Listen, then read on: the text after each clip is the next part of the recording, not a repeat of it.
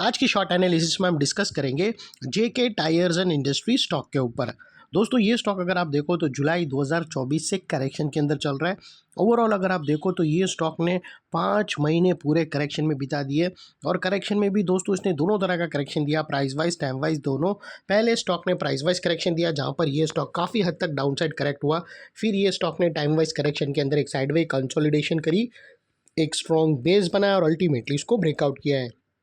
और फिलहाल ये स्टॉक को देखो तो दोस्तों यहाँ पर मल्टीपल पॉजिटिव फैक्टर्स एक साथ ब्रेकआउट हुए हैं, जिसके तहत ये स्टॉक करंट लेवल से अपसाइड में 14% अपसाइड रनअप के लिए रेडी है।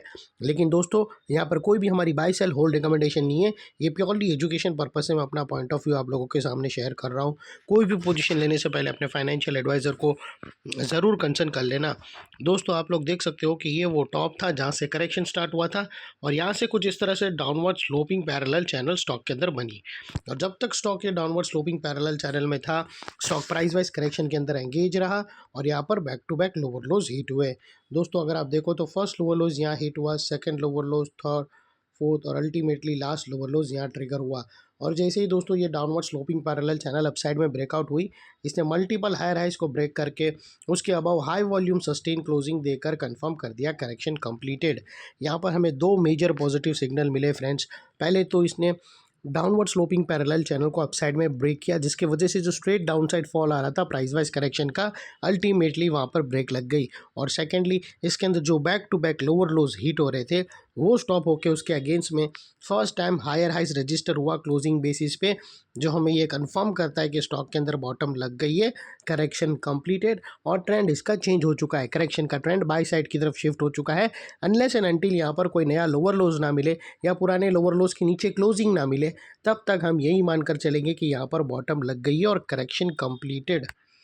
और दोस्तों बात कर लेते हैं यहाँ पर डाइवर्शन का। तो फ्रेंड्स अगर आप MACD डालकर चेक करो तो आपको यहाँ पर पॉजिटिव डाइवर्शन विटनेस होगा।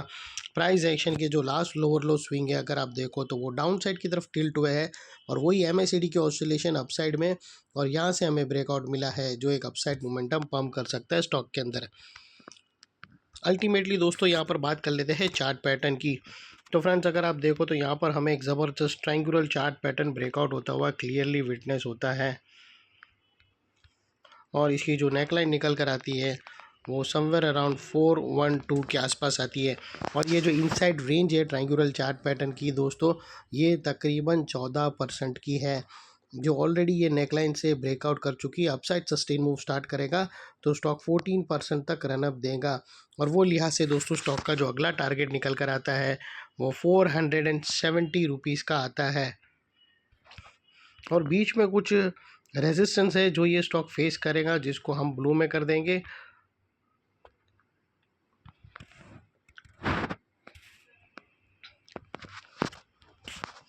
और दोस्तों बात कर लेते हैं यहाँ पर स्टॉप लॉस की। तो फ्रेंड्स यहाँ पर मल्टीपल ऑप्शन अवेलेबल है स्टॉप लॉस रखने के लिए। आप फर्स्ट ऑफ ऑल आप अपने एडवाइज़र को पूछकर ATR की हेल्प ले सकते हो, या फिर ब्रेकआउट कैंडल के लो के नीचे क्लोजिंग बेसिस पे, या नियरेस्ट लोअर स्विंग। जो भी स्टॉप लॉस रखो दोस्तों, इतना मेक श्योर करना है कि आपका risk to reward ratio at least 1:2 या मिनिमम 1:1.5 रहना चाहिए।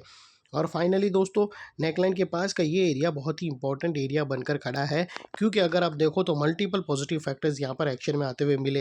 यही एरिया पे दोस्तों हमने डाउनवर्ड स्लोपिंग पैरेलल चैनल को अपसाइड में ब्रेकआउट होते हुए देखे, लोअर लोज हमें हायर राइज में शिफ्ट होते हुए मिले, पॉजिटिव क्लियर डाइवर्शन MACD के थ्रू मिला और यहाँ पर ही दोस्तों positive chart pattern, triangular chart pattern breakout होते हुए मिली। तो वो लिहाज से दोस्तों ये एरिया जो अभी तक एक स्ट्रॉन्ग रेजिस्टेंस था वो अल्टीमेटली स्ट्रॉन्ग सपोर्ट बनकर खड़ा है।